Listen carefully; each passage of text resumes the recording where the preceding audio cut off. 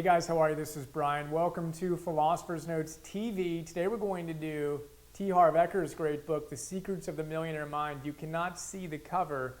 It's a pretty cool cover, but I took it off my hardcover book here. As always, great book, 6-page PDF, Philosopher's Note. I've actually got 22 big ideas in here. This was one of the first notes that I created, and this book is just packed with big ideas. It's surprisingly funny. I didn't really have any expectations, but Harv is pretty funny and super practical. So his big idea, the theme of the book is we have a blueprint that is not programmed for success, a subconscious kind of blueprint in relationship to money that oftentimes is not in harmony with what we need it to be in order to have the level of wealth and abundance that we want to have in our lives. And his book is all about doing some reprogramming. And he talks about some of that stuff, and he also talks about some very practical tips. In the note, I focus on more of the mind stuff. You can check out the book for more of the details. And now I want to cover a few of my favorite big ideas. He's got a bunch of them.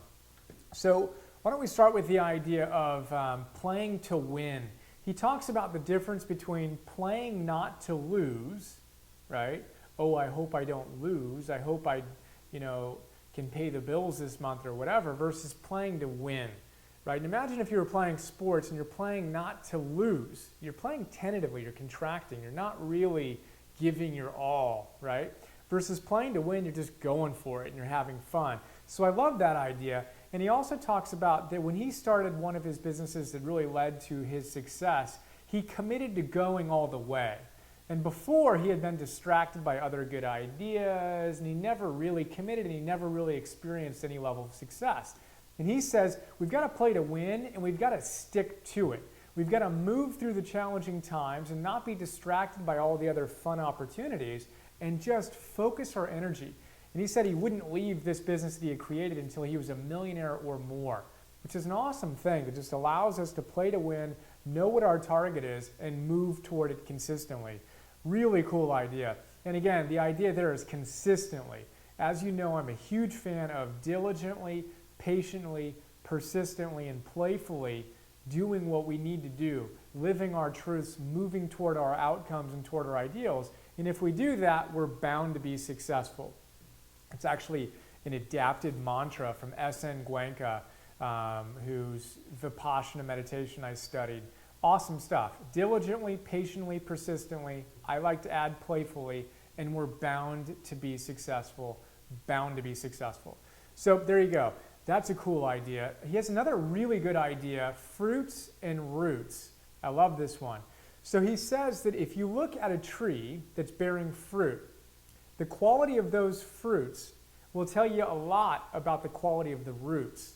If you have really, really healthy and vibrant roots, you're most likely going to produce beautiful fruits. If you have withered and sick and unhealthy roots, there's no way you're going to have a flourishing, beautiful harvest and crops of fruits. It's just not going to happen. The fruits and the roots go together. Now, obviously that's the same in our lives. But the problem is that most of the time, most of us look at our fruits, our current bank statements, our current health, our current relationship status and vibrancy, and we see those fruits, and we don't realize that those fruits are simply the product of our roots, right? It's who we are in our deep subconscious and how we show up day by day by day by day. And we want to go fix the fruits like that, right? And somehow get some polished, pretty fruits really quickly, ignoring the fact that we've got to take care of the roots. We've got to do what we need to do diligently, patiently, persistently, playfully in order to experience the harvest we want. So fruits and roots go together. And my question in this context is, what do you need to do to nourish your roots, right? What's the really deep, sustainable way that you can nourish your roots so you can produce the fruits you want? Whatever harvest you have right now is what you have. Love what is. We're going to talk about that. Accept it, cherish it, all the lessons learned. And then don't look for, all the fertilizers and pesticides and get rich quick or get healthy quick schemes that let you make the most out of really bad roots, right? See how you can create really thriving, sustainable, organically fed roots that in time the next harvest and the harvest after that and the harvest after that, season after season, your fruits will become more and more vibrant. What practices can you engage in that honor the roots so you can see better fruits in the future? Love that idea.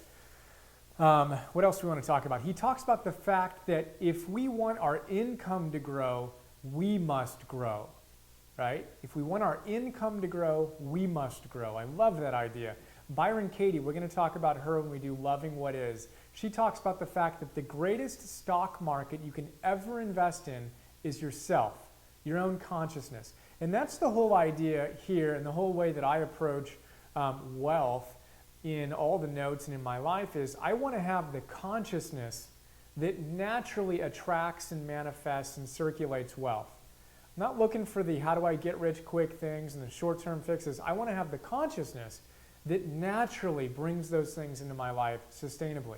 So that's really what we want to do here is we want to grow as human beings so that our income and our wealth and our abundance in every sense, our bank balance and our cash flow and our relationships and our health and our creativity, all of these things grow as we grow. So speaking of growth, one of my favorite big ideas is this idea of the size of you versus the size of your problems. So let's imagine 1 to 10. You can be a 10, which is you're just totally plugged in. All the truths that you know in your heart to be right, to be truthful, you live, you embody them. Whatever they are for you, you live them. You're a 10. You're connected to your highest self consistently. A 1 would be the opposite. All the things you know you shouldn't be doing, you're doing, right? Most of the time. You're ignoring all the things you need to be doing. You're doing all the things you shouldn't be doing. 1 to 10, right? Now imagine that a problem shows up in your life. Let's say it's a 2 or 3 problem. Someone bumps into your car, rear ends you, or something like that, right? Or cuts you off in traffic. A 2 or 3 or 4 problem. It's really not that big of a deal.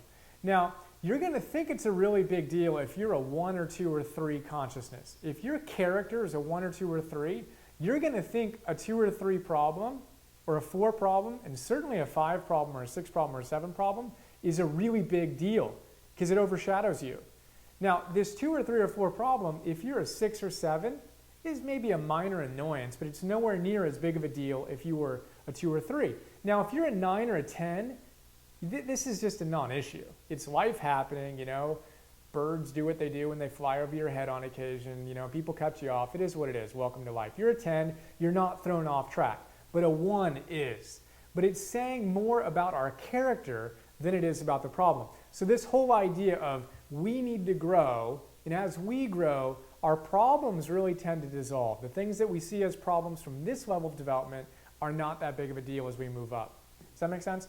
Really cool idea. You versus the size of your problem. So next time you find yourself irritated, ask yourself, is it really that big of a deal or am I really being that small? Always a good thing to think about.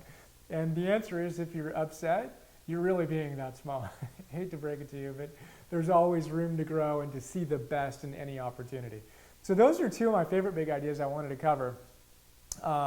He's got some other great ones in here. We want to bless the things we want to see. Don't be jealous.